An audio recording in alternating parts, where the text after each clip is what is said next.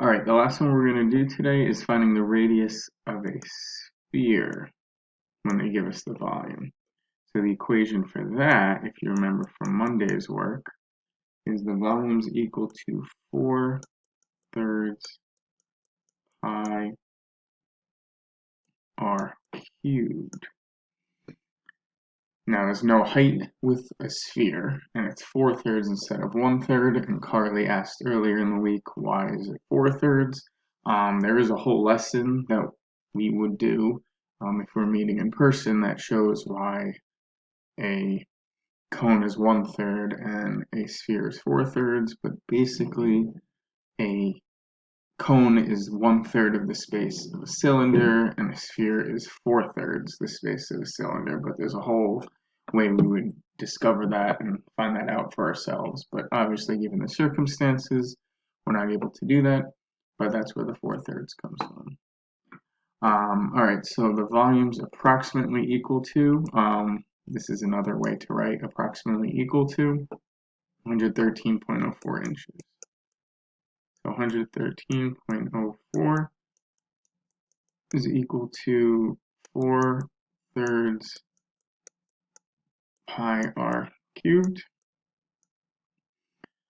So we just got to get r by itself. The directions say round everything to the nearest hundredth. So 4/3, another way to write 4/3 is 1.33. So we're going to do that times pi, which is 2.14. Just bring this down again. And we get 4.1762 r cubed. So we would divide both sides by 4.1762. 0.04 divided by 4.1762. So we get r cubed is equal to 27. We really get 27.07. I mean, I guess we can tell they really want us. We should be getting 27. That would be what they're going for there.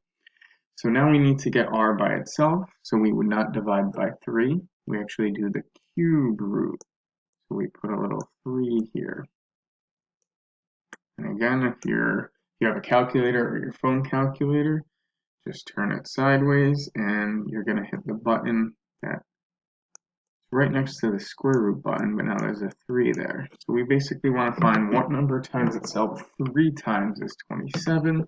So if we do that, we can see we basically get 3, because 3 times itself 3 times is 27.